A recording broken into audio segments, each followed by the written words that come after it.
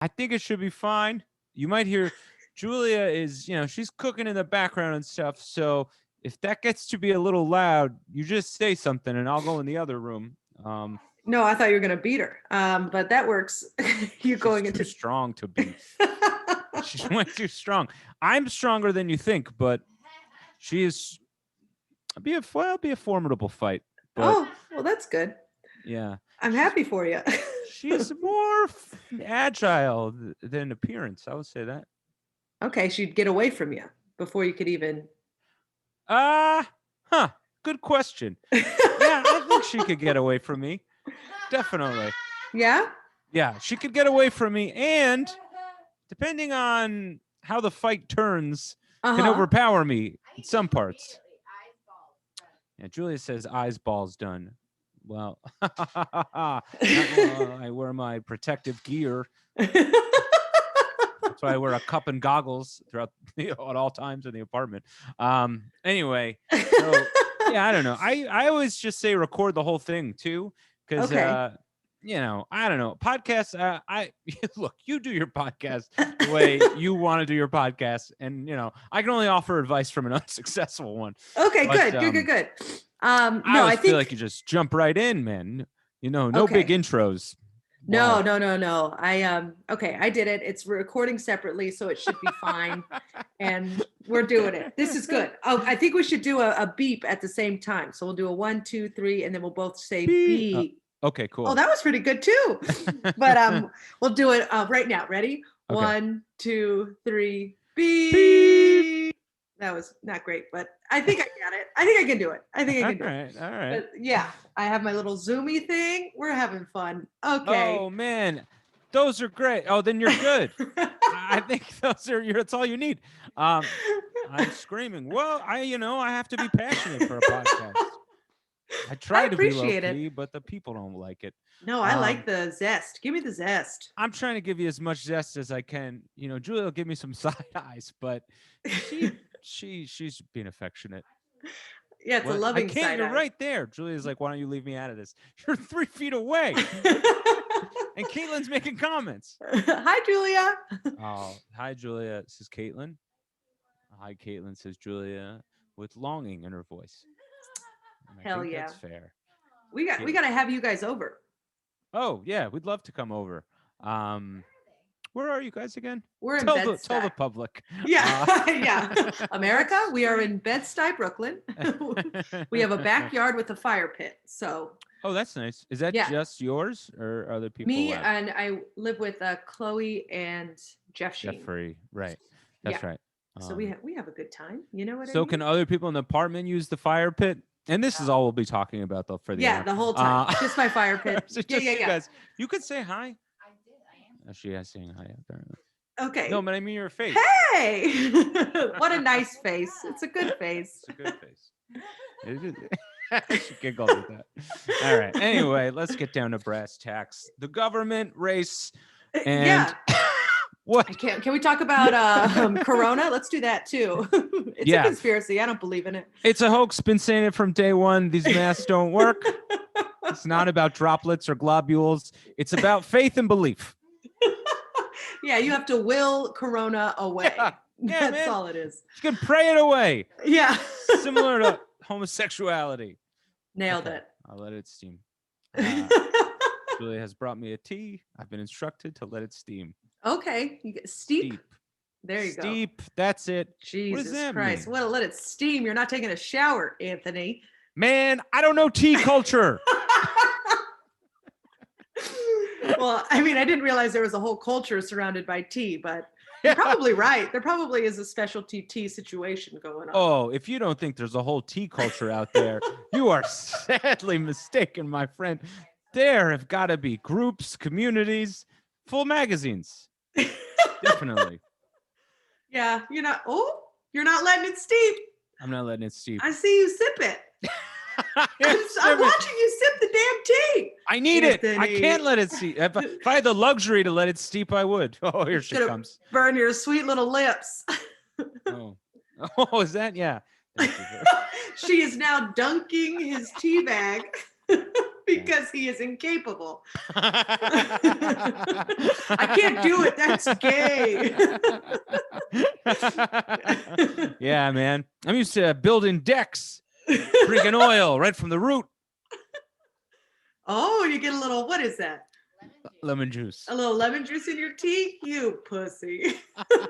Aren't I? I can't tell if you're a pussy or if you have the best girlfriend in the world. It's a little bit of both. I'd say it's probably, maybe 70-30. Somewhere in that. 70-30, best girlfriend in the world to, there you go. Yeah. Yeah. Me being a pussy. Yeah. This isn't a roast show. I shouldn't be roasting you. These are lighthearted roasts, Caitlin. Just watch your girlfriend give you tea, tell you to let it steep, and then pour lemon juice in it. And I not once saw her face. I've never been one to, defend my masculinity. Have at it, girls. That's what I say. Take it.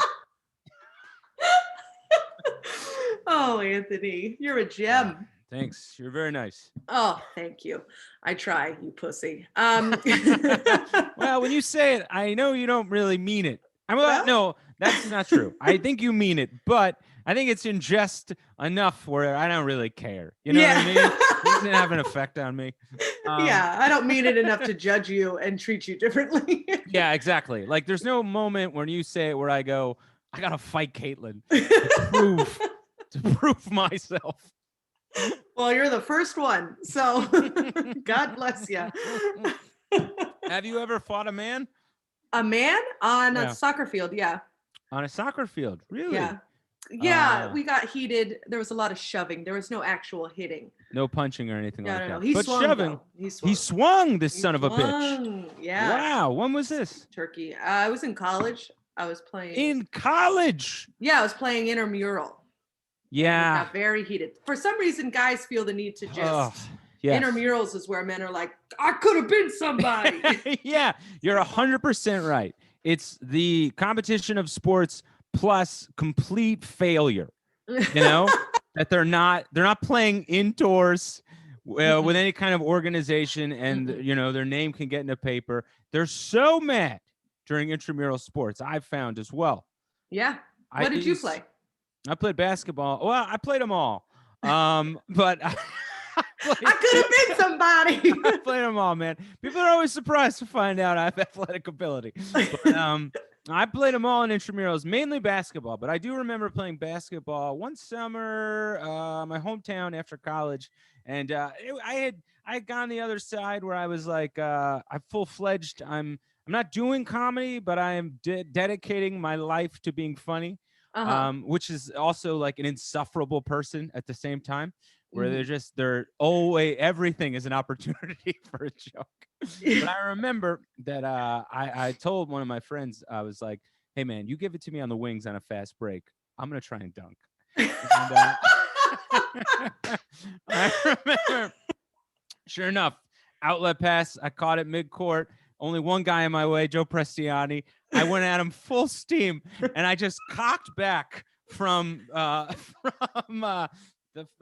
just the dashes outside the lane, and just he knew, like his eyes were like, what is happening here? And I was just so focused on the rim, and I just dumped the ball right on his head. Like I did not come close, like but everyone was laughing, and Joe was like, man, why'd you do that? Why'd you throw the ball in my head? And I was like, I was going for the slam, my man.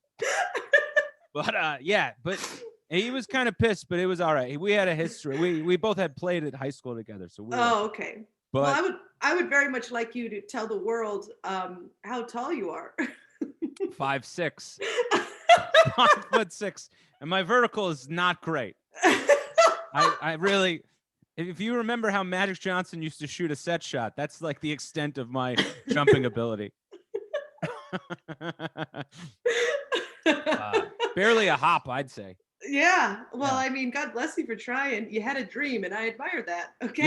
Yeah. Thanks. It was a moment. It was like a moment of like, I've abandoned sports. Do you know what I mean? Or I've abandoned what I thought I was going to be. Yeah. And I've embraced who I am now. Yeah. And you're still going to try and dunk. It's beautiful. It's beautiful. Yeah. So Anthony, where are you from? You're from New Jersey, right? Northern New Jersey, man. The bright lights.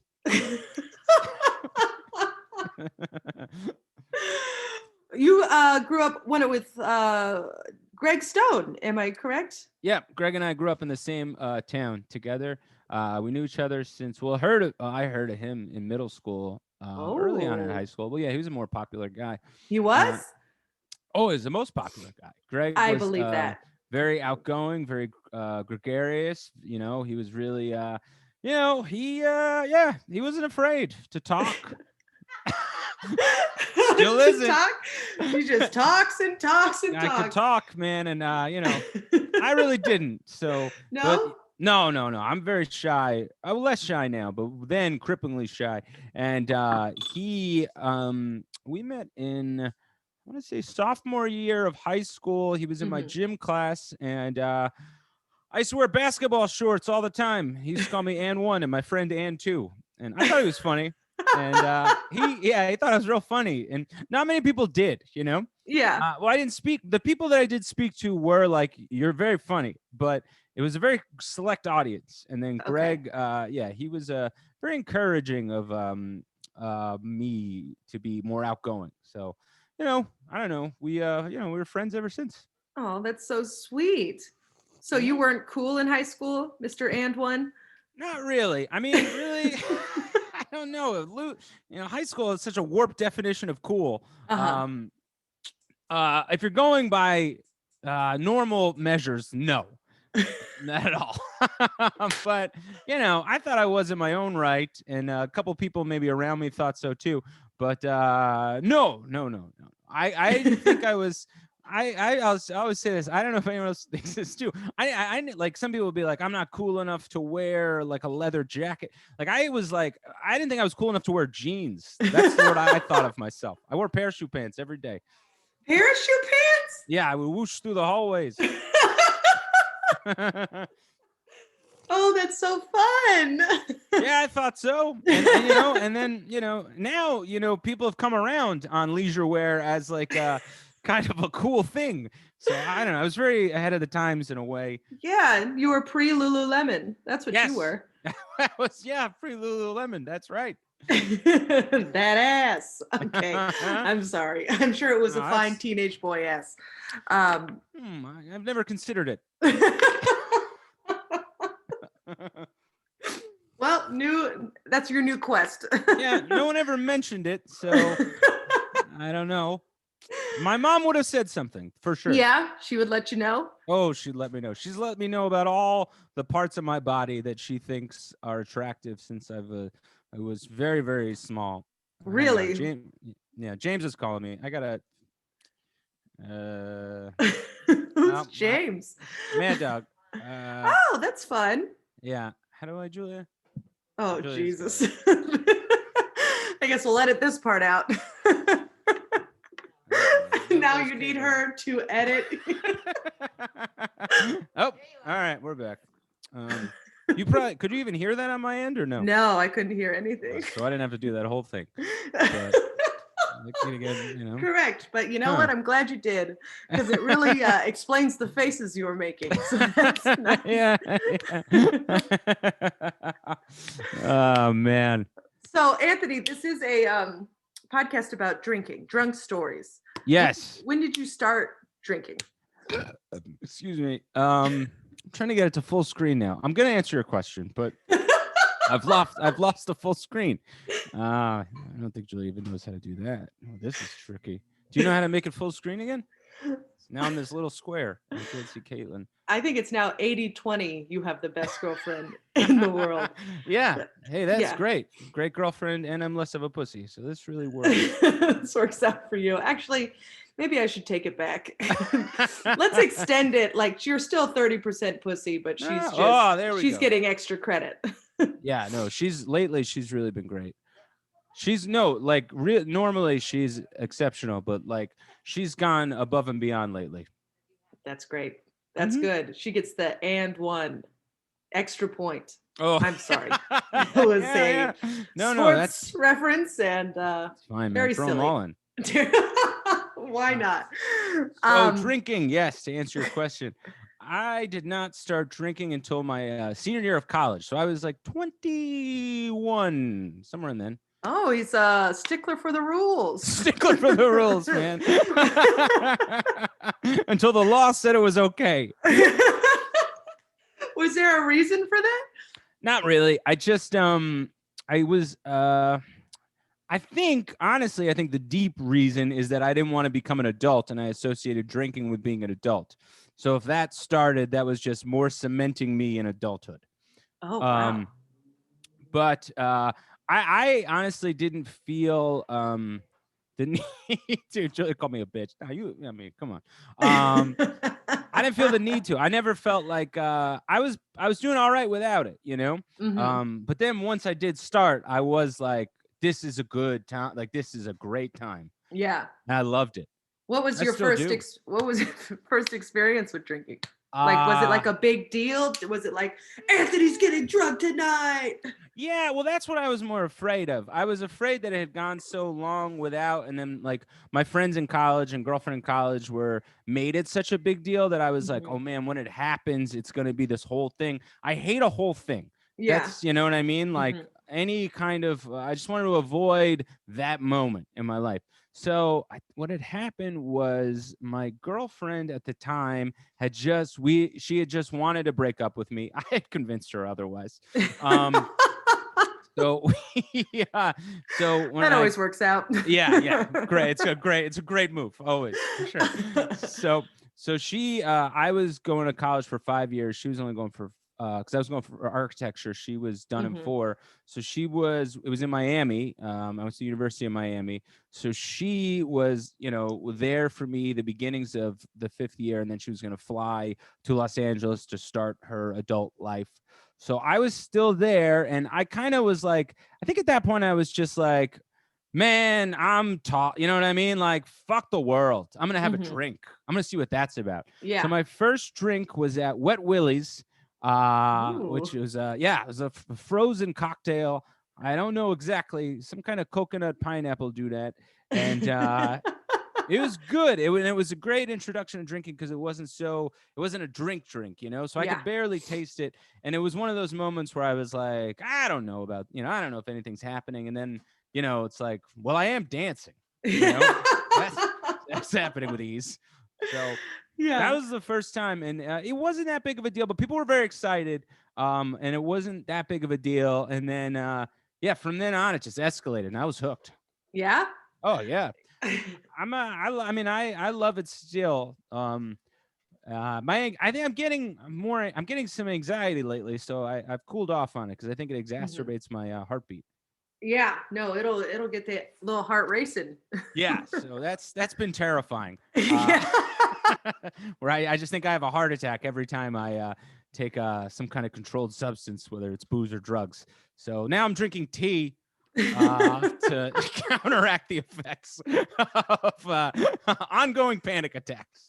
That's great. I'm glad. Yeah. I'm glad you figured it out, huh? I think so. I don't know. I mean, hopefully, yes. If you ask me, no. I should see a cardiovascular surgeon every so often, but probably not true. So while you were in Miami, did it like once you started, it was just like that's it, off to the races? Kind of, yeah. I mean, it helped because I had just broken up with my girlfriend, or we're in this open relationship. Also, a great idea. No. It was horrible. So I embraced, you know what I mean? I was like, this is nice. Like, this is nice to get away from that and loosen up and have a good time for, however long I was drunk. So, I started with Malibu Bay Breezes at 21. I looked how I do now, a full beard, ordering these Bay Breezes, just drinking like, the kind of drinks that Miranda drinks, I guess, in Sex and the City. Oh, yes. Well, she was the smartest one. Oh, yeah. No, Caitlin said, I think I've been informed by both sides that reference wasn't right. He's the sensible one. Oh, so maybe another one. Whoever, not the sensible. I just tried to... Samantha, but she's so Samantha. Sexual. That's sexual. No, you're not a sexual boy. Not really. Well, then maybe you're a Carrie. Yeah, maybe more of a Carrie. That's true. I am more of a writer. Carrie. I'll settle on a Carrie. What? Don't no. Julia's like, lay off the Sex in the City. I'll double down. What about that bald guy who got AIDS? Wow. Which one? Not sure. I have a loose hold on the show. Wasn't there a bald guy? Howard? Is there a Howard? I have no idea. I think I've seen the show like a handful of times. Yeah, I watched it quite a bit, but I retain nothing. Jesus Christ. How about the bald one who's got AIDS? Yeah, that's a character that might not exist. Yeah. There's definitely a bald guy, and I'm sure they came across AIDS at some point in that show. Oh, I'm sure they dabbled, you know.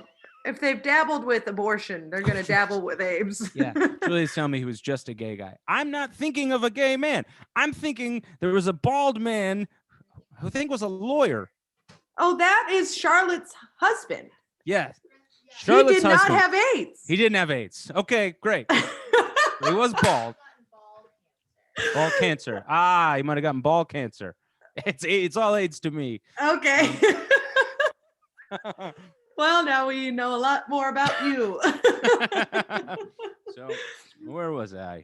You were telling me about your Malibu Bay breezes. Yes, these Bay breezes, man. They're so good. They're so good. Did it help you talk to the ladies? I don't know that anything would. I thought it was gonna, but I don't think that anything really helped there. No, my strategy with women has always been some kind of catastrophic incident needs to happen nearby, so I have something to bring up so I can talk to them about, or I have to be friends with them for years. Those are the only two methods. Okay. I've never been able to just go like, oh, hey, what's up with you? What's up with me? Let the night take us away. I've never been able to, whatever that moment is a mystery to me. But so what's the catastrophic event? I don't know. Like, let's say someone broke their nose nearby, or a wooden plank fell on someone's head, and I could go, what the hell? Jesus Christ, wasn't that crazy? Like, some kind of you know what I mean? It doesn't have to be horrific or tragic. Well, it worked in the sense that I would talk to them. I was always okay. If I could get in talking, I was usually pretty good beyond that point. It was just the first step that was always the problem for me. Mm-hmm. And but, so sorry, Julia is talking to me the whole time. No, it's okay. I love your comments, but I just can't talk to everybody. I'm taking it that Julia was the friend for a long time. No, Julia wasn't the friend for a long time. Julia approached me at an open mic, but by then I was 30, so I kind of had my stuff together a little bit more. I knew how to navigate a little bit better. Not great, better for me. I'm only judging based on my previous self, which was horrific. So by those standards, pretty good. But no, the drinking, it didn't help too much with women. I was also so sad. I was so sad about the breakup. So really it was more of like, I don't know, the way a cop drinks after their partner, dies. Yeah, dies. Yeah, that's what I was going to say. I feel like I've said dies a lot, so I was trying to come up with another phrase. Maybe he gets shot. Is that? But he's yeah. There's still hope. Is that permanently wounded? That's kind of like the open relationship of situations. Yeah. So I drank like that. So it was a Bay Breezes. Pretty quickly moved on to Scotch and whiskey. And wow, what a leap! Oh yeah, no, that hit me hard. Well, because I didn't, because the Bay Breezes were good and I was having a great time, and then somebody shoved a full glass of Scotch in my face, and I would, you throw anything in my, I'll drink anything. Yeah. Yeah, why not? Tiny little tank. Is that what you are? No, but I get drunk fast and intense. But yeah, no, someone shoved one of those in my face, and I mean, there was a couple needles, but I was hammered, and it was fun for sure. So are you like, what kind of, I've never seen you drunk. And actually, I take that back. I saw you drunk at a Halloween party, and boy, were you not there. Yeah, that's how I get. I depart. It's fun. So you get really drunk really fast. Do you black out? No, I've only blacked out once or twice, and not for like a long time. Like I might have missed a couple minutes. You know what I mean? Not long stretches of time. But no, it's great. I love drinking so much just because I am a little bit more shy and reserved, and not around everyone, but around most people. So with drinking, really, it really jacks me up in terms of like talking. I'm a lot more social, and I'm a lot less inhibited, which is for me works. That's what weed is. Like weed counteracts whatever I got going on. I would. It is a drinking podcast, though. So, have you ever done anything stupid while drunk? Yeah. Well, when I lived, I used to what I used to do is I used to take my pants off all the time. That was my big move, like out and about. So when this was in my early 20s. I can't place a particular incident, but I would just do it so often. And I lived in Paris in my early 20s for like a year, right? What? So that's very hip. Yeah, very, very, very cool. I had friends that were working as architects in offices in Paris. So they very much let me crash on the floor for like 8 months. I got a job bartending under the table. And I had no responsibility, and I was just making pretty decent money, not really paying rent. And I had nothing, nobody, to care for or anything like that. So I was having a great time. So I would just go to bars and mainly I bartended at this college bar, and I was like a year removed from college. And it was the first time that in college, I studied architecture. So I just worked all the time, and I was in a long-term relationship.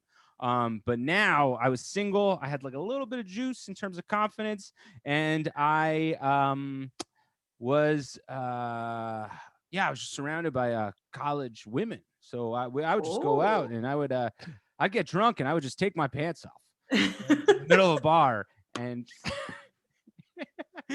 Julie just went Louis C.K. It never got there. Like, were you working and you would take off your pants? I was dancing. No, I was not working. No. When I worked. I wasn't a very good employee. That's another story. But no, I was out and about. I was dancing, man. And I would, I'd take off my pants. That was my move. So I was in the metro and the subway in Paris, and this kid came up to me and he goes, "Man, you're the guy who takes off his pants. I saw you take off your, he goes, I saw you take off your pants in a bar." And I went, "Yeah, tonight was crazy." And he just went, "It wasn't tonight." So, which meant I had done it so much that he saw me another time. And that was like my big thing is I would do that. What would happen after you take off your pants? In my head, people would cheer, but probably people were just embarrassed for me and disappointed. Did you have to take off your shoes? Like, I imagine. No, I just throw them down. My underwear stayed on. I wasn't, I'm not a pervert.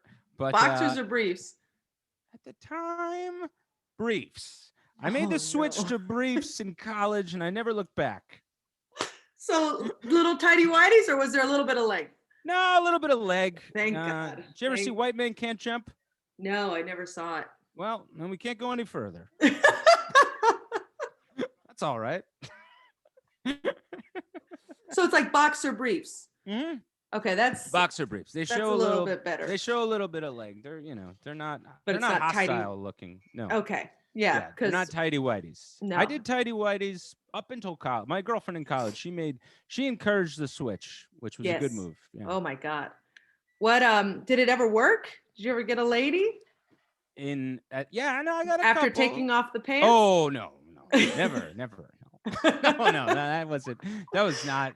That was more. Yeah, me being like, I'm the crazy guy, right? Kind of thing. That was more that. No, I never. So after the man on the subway told you that he saw you take off your pants, you kind of kaputzed it? No, I was like proud. I was like, "That's me, man. Tell the town." I was very proud. Oh no. Yeah. So. Okay, so you live in Paris, and then when do you come back to New York? I come to New York after Paris. Let's see. After Paris, actually, I moved to New York, and that was like early 20s. I don't know, 24, maybe somewhere around then, 24, 25. Mm-hmm. And I work at Habitat for Humanity for like a year and a half, and then I start doing comedy. I did. Oh, and that time, actually, thinking about this, well, we got tickets for Neil Diamond at Habitat for Humanity at Madison Square Garden. We got bulk tickets because it was through AmeriCorps. So I think they just, shoved some free stuff in our face, and they were like, here's a perk for pretty much not paying you to try to live in New York. Yeah. So we went to this Neil Diamond concert. Greg and I actually went. Oh. And we went with like a big group of all these AmeriCorps people, and I got hammered in Madison Square Garden watching Neil Diamond, and Greg and I ended up with our shirts off, running around the aisles.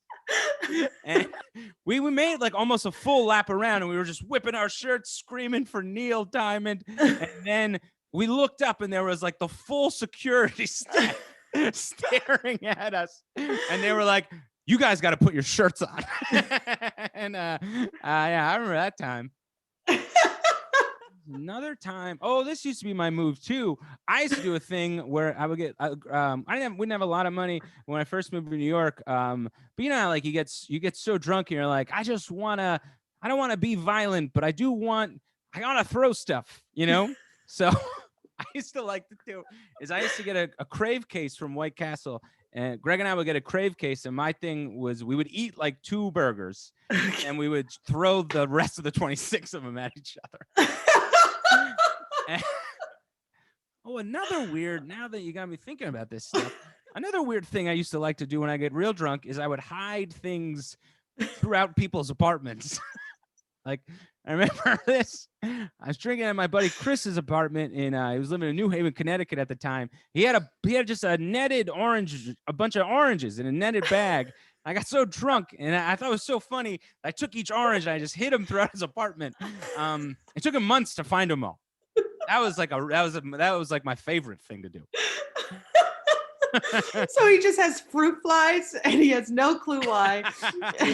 Yeah. He would just have all these zesty oranges hidden places, and it took him a while to find them all. I hid them pretty good. You get so crafty sometimes when you get drunk. I mean, you sound very crafty. This is the first time I've ever heard of someone pranking people while drunk. Oh yeah, that was because I'm such an introvert weirdo, you know, that I get these like fanciful ideas, and I'm like, well, that would be fun, but it's a joke for no one, you know what I mean? I tell other people, and they would be like, yeah, man, why you hit all these orange? Like, what's gonna happen next? And I was like, well, we don't know. Like, it's gonna, who knows what's gonna happen next? And that's fun. And who cares? Yeah. The fun is in hiding the oranges. Mm-hmm. Oh my God. So you moved to New York. How old were you when you started doing comedy? I'm 38 now, so 27. You're 38? I am. Yes. You don't look 38. Thank you very much, Caitlin. That is all Julie is doing. She has got me on such a skincare regimen. Mm-hmm. But you got to moisturize. I got Steve moisturizing. Man. Yeah, Steve is moisturizing. I remember him talking to me about it. Oh yeah, man. I moisturize. I got a night cream. I got a day cream. I use a serum sometimes. Wow. Yeah, man. She'll plop masks on me while I'm watching stuff. I don't know. She seems to love it, so I don't care. Oh yeah, it's very fun. Sometimes me and Steve do a clay mask together. Oh yeah, man. Freak the shit out of our roommates. It's very fun. We're like, hello. Yeah, they're scared. Yeah, it's not a good look, but we still do it. We're in love. Oh yeah, nothing better. So I missed your answer when you said you started 28, 27? Yes, 27, I believe. Okay, so you've been doing it 11 years? 11 years. Look at you, raise the roof. That's great.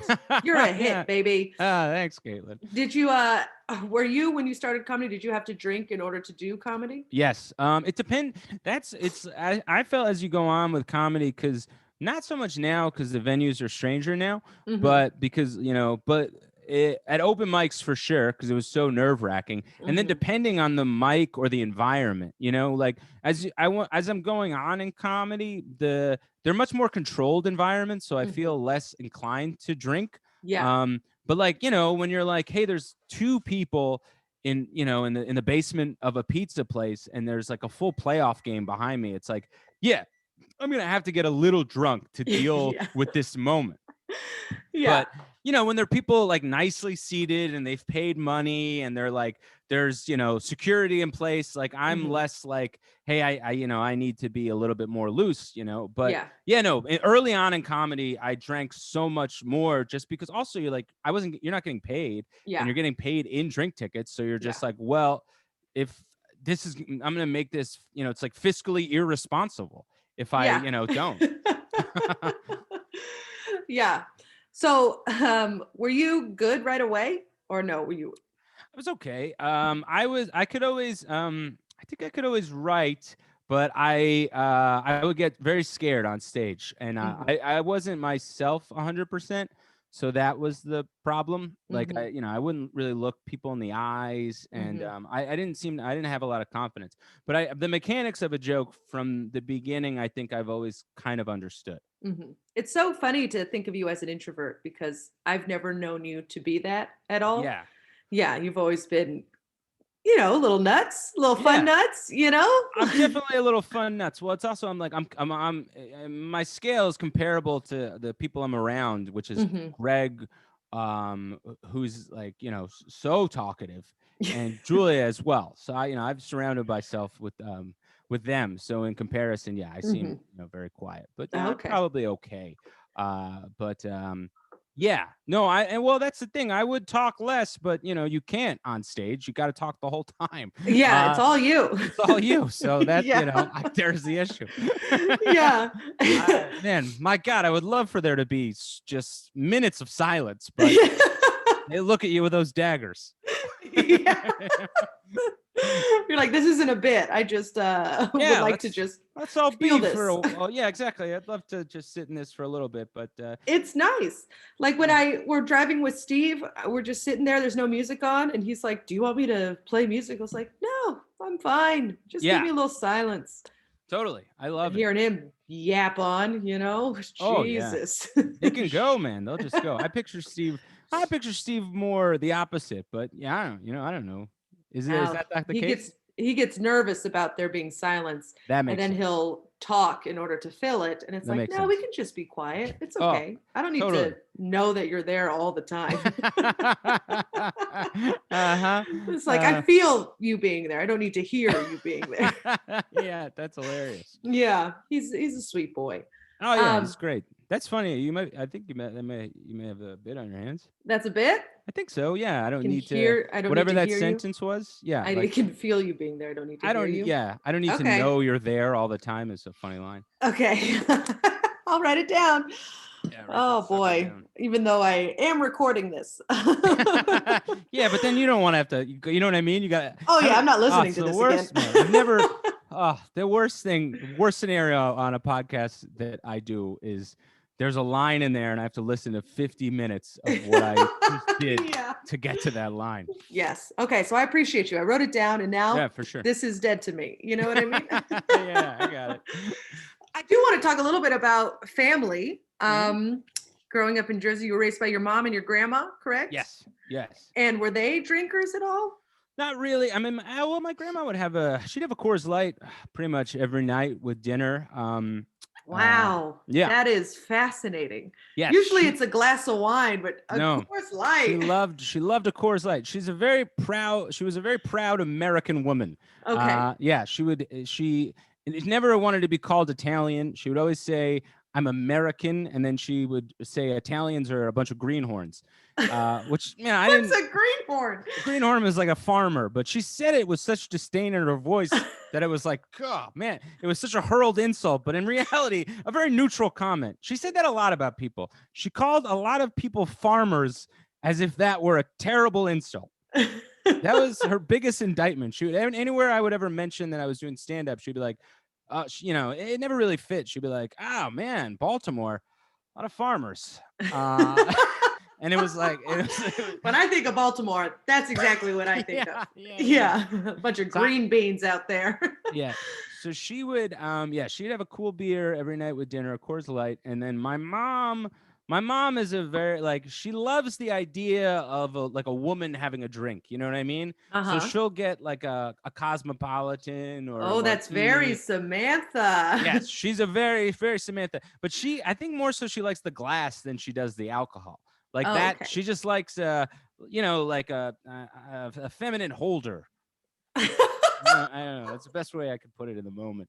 But A feminine holder. yeah. Okay. Like, Liquid holder. Okay. Yeah. I was like, you're talking about a purse right now. You've just described a purse. Well, sometimes I get swept up with my own vocabulary and I don't have a great hold over it. It's great. It's great. It's a feminine hold that you have over Yeah. it. Because you're a pussy.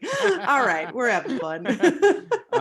But yeah, no, or a sambuca, like a traditional Italian woman. She loves sambuca. And yeah, that's like, she'll get drunk. Uh-huh. And she Have gets you ever seen her drunk? Yeah, a ton. She gets very funny. She gets drunk like a 20-year-old girl gets drunk. Like one time she got very drunk at a hair show in New York. I met her, and then I was like, I got to get some food in you before you drive home, or this is going to be a tragedy. So we went to Chipotle to get food, and I mean, she must have been in line trying to decide on a burrito. It had to be like a good 5 minutes where she was just like, shit, like just like just it was hilarious. Like the guy like working there was just like, lady, like get a hold of yourself. Nah, she gets like very fun. She gets very fun, sloppy, like almost like high pitched, like flirty, a little bit drunk, like a young girl does. Yeah. Yeah. Oh, that's fun. It's really fun. Yeah. Do you drink at like family occasions? Is that like a family gets hammered situation? A little bit. Yeah, I'll usually drink with her. I like it. I have a good time getting drunk with my mom a little bit. But she'll get like she can't have too many because then she's a tiny woman. So she'll have like 3 glasses of wine and then she just falls asleep after a little bit. Yeah. Well, that's very sweet. Yeah, Like it's nice. it's like a little nightcap, like, and we're asleep, you know. Yes. As opposed to some mothers where they drink 3 glasses of wine and they throw a bookcase at you. No, she's not like that at all. If anything, she'll like say uncomfortable things about my body, and that's it. This is the second time you brought that up. Please give examples. Yeah, I mean, the amount of times that woman has called me hot is unnerving. Very, very like like she'll be like, and for the girls, it's nice for the girl, like she'll say things like that and you're like, oh my god, stop saying like it's good for the girls or whatever. Yeah, she has like the energy of, I don't know if you've ever seen, there are these like testosterone ads with Frank Thomas where they're basically about men to increase their testosterone, but the crux of the ad is really for erectile dysfunction. So it'll be like a woman at an airport who sees baseball player from the 90s, Frank Thomas, and she'll nudge her husband or whoever, and she'll be like, wait, is that the big hurt in Terminal C? And then like she'll be like, he looks good. And then Frank Thomas will like, walk by and they'll show him lifting weights, and he'll be like, yeah, fellas, like increase your testosterone, help you bench press more, help you run faster. And it's not that bad for her either. That's the kind of vague sort of insinuations my mom kind of makes. She'll be like, hey, you look, what looks good on you is a red shirt, and a lot of women would agree. And you're like, okay. Yeah, please stop sexualizing me. Oh yeah, it's at this point it's beyond the pale. She just does it with reckless abandonment. No stopping her. No stopping her. Yeah. So how has drinking been during the pandemic for you? Is it like too much, too little, maybe smoky weed? What is it? Yeah, it's all gone downhill. I'd say that. It was, in the beginning, it was great. I was just, I would be home at night. Julie and I would be watching something. Maybe she'd turn in early, and I would just be drunk by myself with my thoughts. And I would just go on Twitter and just say a bunch of crazy nonsense. It was really, really fun. Or I'd watch like a kung fu movie and like laugh and scream at the TV. And it was a great, great time. And then as the pandemic has gone on, my anxiety levels, really beknownst to me, have just risen dramatically so high that I had a couple drinks over the weekend we visited friends, and I slowly but surely had a panic attack. And it's just, I think any kind of outside influence, whether it be weed or booze now at this point, raises my heart. And then once my heart gets elevated, my mind takes over and is immediately like, you're having a heart attack. And I'm not, but yeah, it's gotten to the point where it's like a little out of control. I mean, I took an edible that night. I saw you actually, where it was like, we were talking, we did that show in the park. Oh, yeah. Yeah, I was like so calm. I was just sitting on a Mm-hmm. tree and I was just, I was telling you about whatever, nature programs Julia and I are watching. And Yeah. I'm just in this, like, I'm like a lake at this moment. And then I was like, oh, this will be nice. I'll have a little bit of an edible and I'll go home. The Hmm. Lakers Heat game's going to be on. Julia will come home later. It's going to be a great night. And I took too much of what I didn't realize was a very potent edible on an empty stomach. I had a complete panic attack. Lost it to the point where the EMTs had to show up. It was a nightmare. It was Are you horrible. serious? Yeah, I wasted the city's resources on a guy that was just on drugs. I felt like such an idiot. Yeah, it was terrible. Anthony, Yeah, that's man. so scary. Oh, it was terrifying. And now I think, now my body has just a raised level of anxiety. So Yeah. now now I can kind of breathe through them and, I'll drink water. I'll do whatever like I need to do to get through them. But like, no, in that moment I was like, oh, this is happening. It Hmm. was horrifying. Oh my gosh. When Julia came home, were you just like a mess? No, I was fine. And then it ramped up as the night went on. It was the Hmm. night of the brightest moon in years. So we went out to see this bright moon.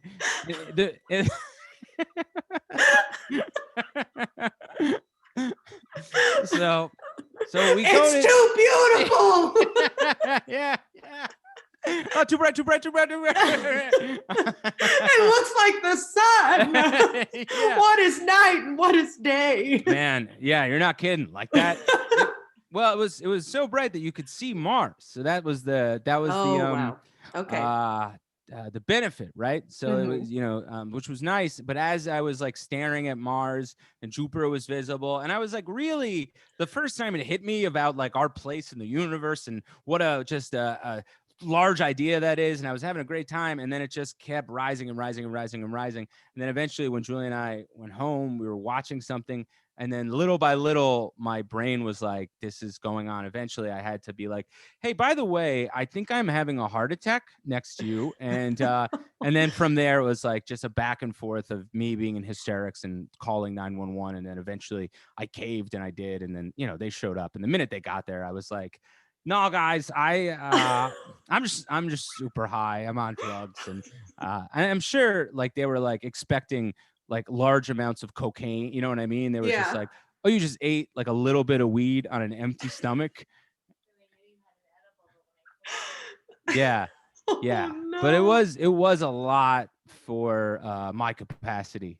Mhm. And not knowing, I think, where my anxiety levels truly have been. Yeah. And now they just knock on my door once a day just to say hello. Really? Yeah, just about like, but I just breathe through it and then usually it goes away. Well, that's good. Yeah. That's great. I mean, Steve had a very similar experience with weed.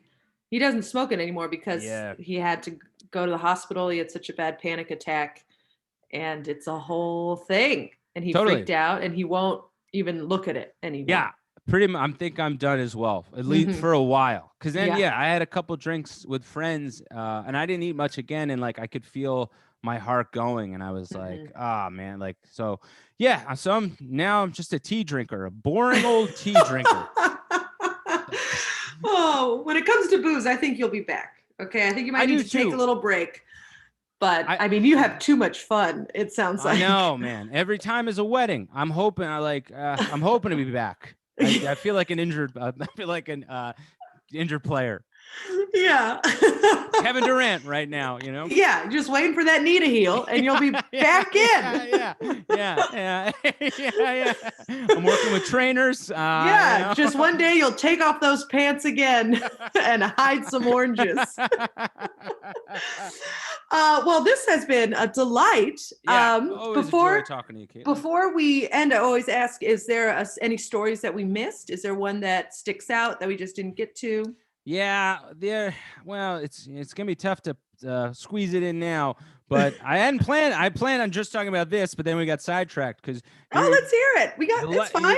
You laugh so much, it's so not you feel so comfortable to go down any avenue, which is great.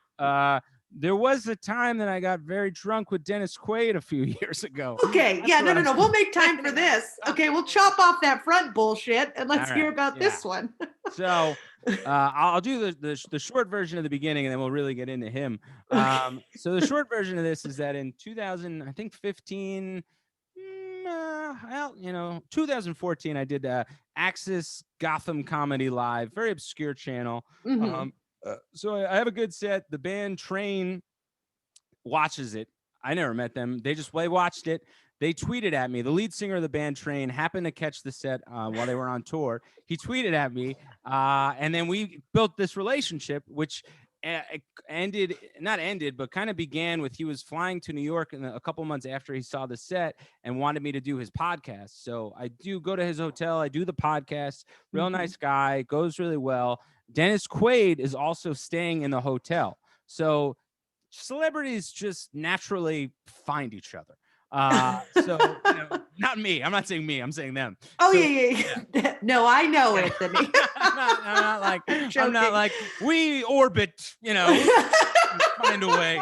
But so we're drinking in the bar after the podcast, and we're just hanging out. We're having a great time, and their Train is like as kind of starstruck as I am. Like Dennis Quaid is such a legend, so they're like starstruck too. And we're all kind of like, hey, do we go? You know what I mean? Like, should we pass him a note? You know what I mean? Like, what should we do?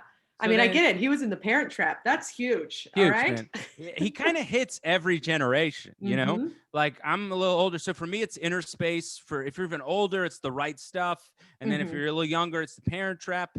Julia just nodded aggressively. The Parent Trap. Parent Trap. He was such a hunk. Yeah. So and then for other people, it's Frequency for a select few, 4 people. For 4 people. It's Frequency.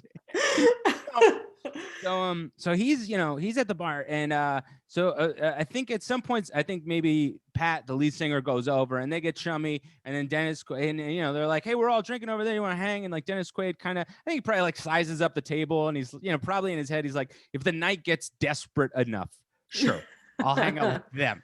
So and it did. So couple hours later, man, Dennis Quaid is plopped down just drinking with us. And it's funny, man, they were talking about one point, and at this point this is years ago, so I'm living with 3 roommates. I skipped an open mic to be there, and I was like still in my head about it, Do you even want it? Yeah, exactly. I'm like, what am I doing? So and they're literally having a conversation about the price of jet fuel on private planes.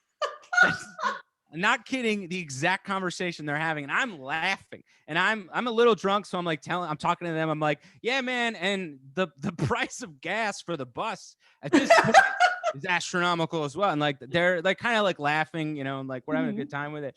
We're having a good time with how poor I am. So then at some point we're getting really drunk, and Dennis Quaid, man, I wish I could remember his exact words. He has an energy about him that is, man, it's intense. Like right away you get why this guy is a famous actor, because it's just, he has like a way about him that you're like, all right, like I'm a little scared of him, he could flip at any second. He just has that kind of vibe. So we're getting drunk, and he says something to the band, and he was like, let's go. He's like, let's go to the room and just sing songs to each other. Like he says something, it's very dramatic and it's very efficient. And I forget the exact wording of it. I wish I knew it. But so long story short, we all go up to the hotel room, Pat's hotel room, and he has a guitar, obviously. So they just start singing songs. And I'm sitting there. At this point, I invited Mad Dog. I invited James to come just because I was like, I need someone to witness. Like, I don't want to tell this story and people are like, you're a liar. Yeah. So he's there. We're drunk in this hotel room in Manhattan, and they're all singing songs like Hank Williams, all these classics. And then Dennis Quaid goes, you guys want to hear an original of mine? And we're all like, yeah, like, what's this going to be? So he's just like intense, like just looking, and he just goes, he just starts strumming on guitar, and he just goes, and the cow goes moo. and the chicken goes cluck, cluck, cluck, cluck, cluck. And I guess it's like a song that he like sang to his kids or something. But we're also scared of Dennis Quaid that everyone is just like, that's really good, Dennis. That's very like, those are good animal noises. And then yeah, at some point it was like 4 a.m. and like he very much was just like, all right, I'm out of here. And then just kind of took off. And we all were like, thank God. Like, we couldn't keep it up. Like he left and like we all have this like kind of mini parade of like, holy shit, that was crazy.